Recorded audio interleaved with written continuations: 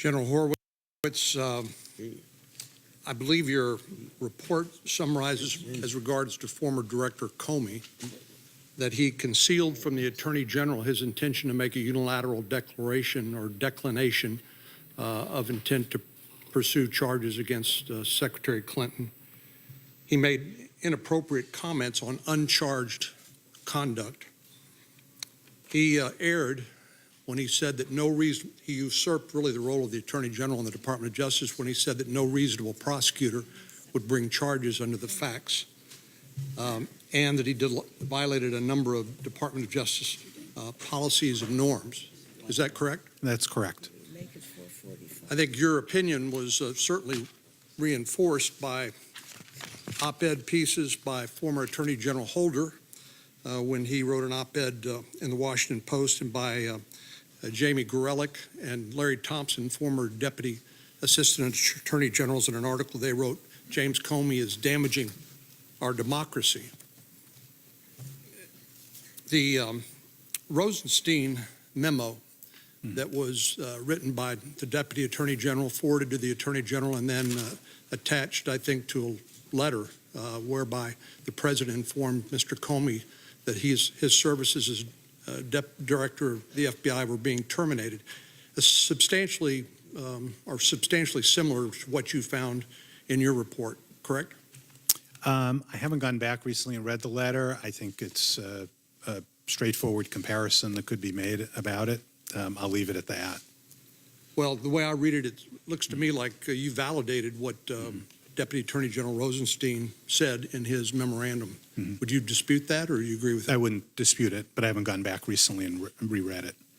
I think what's so disturbing about this era in the FBI leadership is it just seemed to be a culture of impunity, where the rules did not apply to the director and his leadership team, but obviously were designed to apply to everybody else. And by the way, I agree with Director Wray when he talks about rank and file FBI professionals. We're not talking about them. We're talking about a group that somehow went terribly awry in the leadership team of Director Comey. General Howowitz, you mentioned that you found no evidence of bias in the investigation, but you qualify that in talking about documentary and testimonial evidence. Right. Are you discounting the text messages from Mr. Strzok and Ms. Page, for example?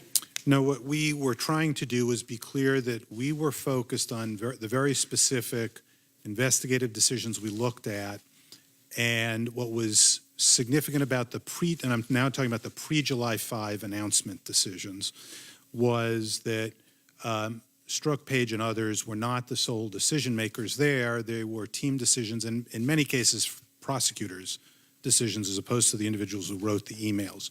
We made very clear we were not saying that as to every single decision. As you know from doing these kind of cases, there are hundreds of decisions being made, and in fact, we did not find no bias with regard to the October events. Well, Director Comey was pretty clear that he expected Hillary Clinton to be the next president of the United States, correct? He described that with regard to, yes, the October events, the Wiener laptop. And sometime in the spring of 2016, he had already decided that there would be no recommendation to prosecute Hillary Clinton, correct? Yes, he started drafting his statement on May 2nd.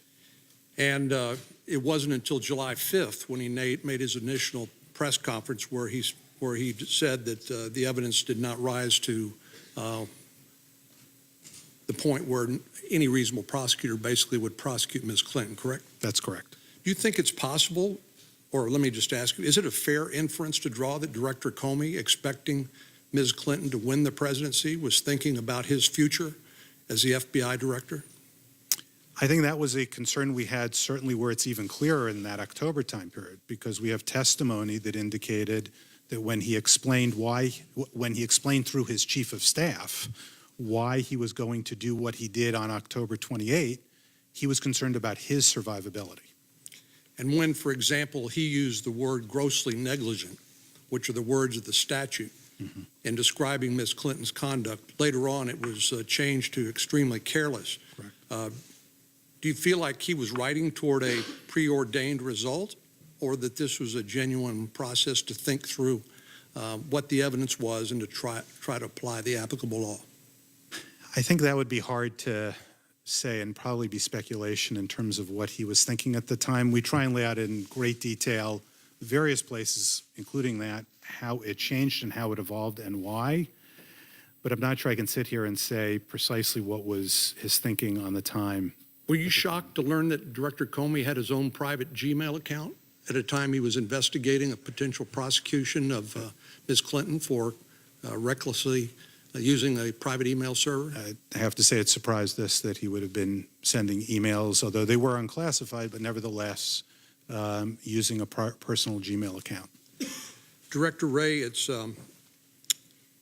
Director Comey has talked about higher loyalty to his own sense of justice and his belief that that was required in order to protect the reputation of the FBI rather than to follow established policies and guidelines and the law.